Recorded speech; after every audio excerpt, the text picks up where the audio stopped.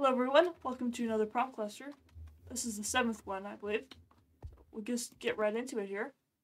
Doing some of the same blocks as last time, which is interesting, because that's not how this machine is supposed to work. I might have to poke around in the innards, but this is what we got. I think it's going to be pretty interesting. And here is where the first prompt is going to go, so here it is. I went pretty, very not subtle with this. As you can see, the hillside is basically made of gold. But, you know, it matches the dike, I guess, so that works. I did a bunch of, like, little bushes here, made out of just oak leaves and dead bushes. It's very simple, but I think it works pretty well. I used the new cherry blossom pink petals as well, but I only did the one-click version of them, so just to get the small ones. I think that kind of gives it a nice color throughout. I don't really know what I'm talking about with artistic terms. This whole design actually is somewhat based off of something I built a little while ago. This area, to be precise. I really only copied the cliff thing, the honeycomb, and the moss, but it is somewhat based on this. Also, this world has a bunch of builds in it and things that I do plan to show at some point, so like stay tuned for that. Besides that, I've got an area over here where this was based on the like splash potion of leaping. I can find my thing. Here it is. It's based on that. I took the colors from that and did this little bit of hillside here and over there. And this is supposed to be like representative metaphorically what the potion was. I have this thing on the hillside which glows at night.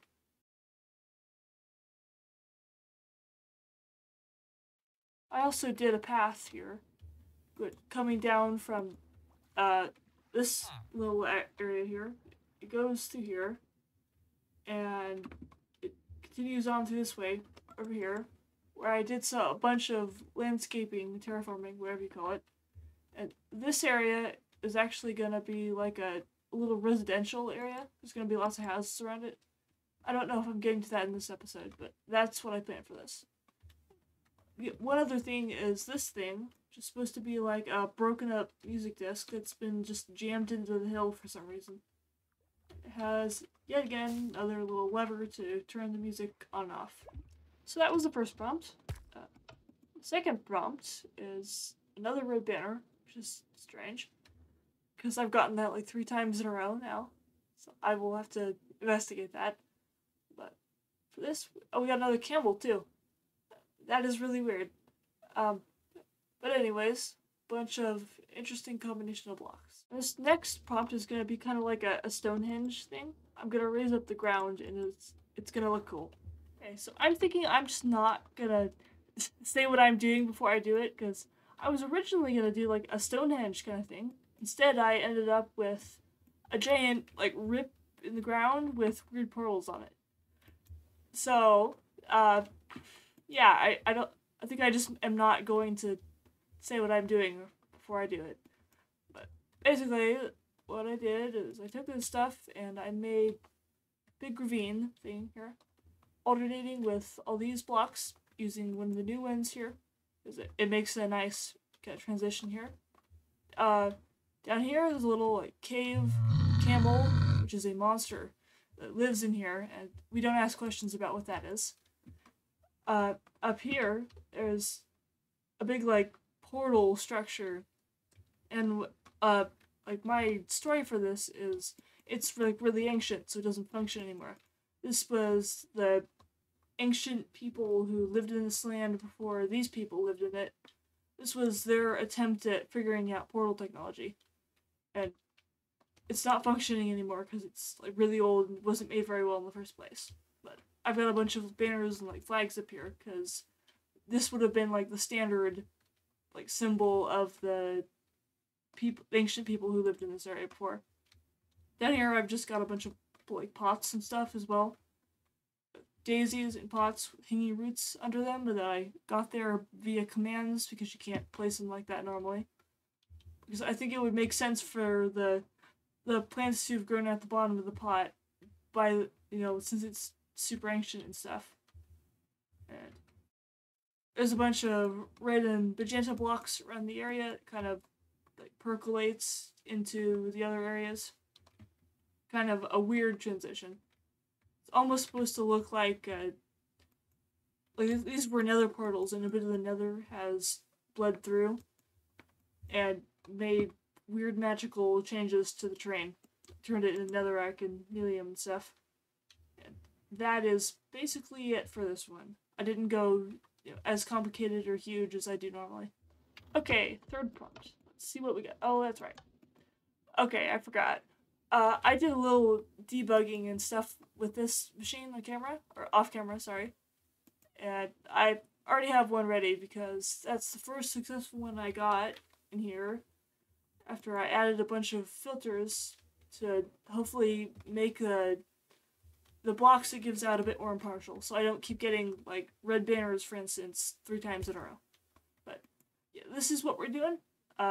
Interesting selection of blocks. See what I do with it. And this little island is where the next prompt is going to be. I went for like a lighthouse thing for this. Actually, this was planned for quite a while before this. While I was initially thinking of the farm, I was thinking of lighthouse here as well.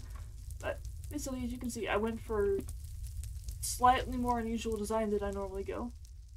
I went a lot more abstract. A lot of times I'll have like set geometry, like that one's got circles and it's a dome, and that one's got a bunch of pillars and diagonal lines and things. But this one is basically just a pillar and a bunch of like loose scraggly lines over it. I think kind of adds an interesting effect.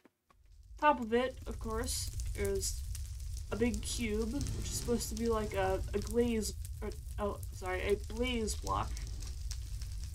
Which is, since they don't actually exist, the people who would have made this lighthouse had to make their own tech, I guess. Their own blaze block. It blazes in it and it glows at night.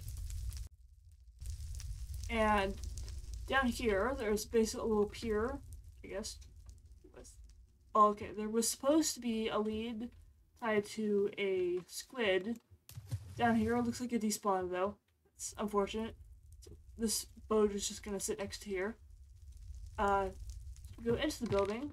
See, I use a lot of alternating glow lichen and skulk to provide some interesting effects to the very bland walls, and also to provide some light. There's a staircase here. Goes up to this level, which there's like a little hole here because I plan to connect this with like a bridge over to a little like windmill thing right in the middle of the farm, and connect here with the bridge. I use more of the glow lichen and skulk and more of the warp, crimson wood stuff, and the rest of this is a bunch of empty shelves because this is going to be like a grain silo, or silo of whatever is grown. And there's just like a nice looking window into the blaze block with the skulk and the glow lichen, of course. Here, there's these things. This is like a giant tank of slime with like a little spigot down here as well, and that's supposed to look like a pipe going into it and depositing the slime from a place that does not exist yet. At some point I'll make some kind of facility that looks like it makes that.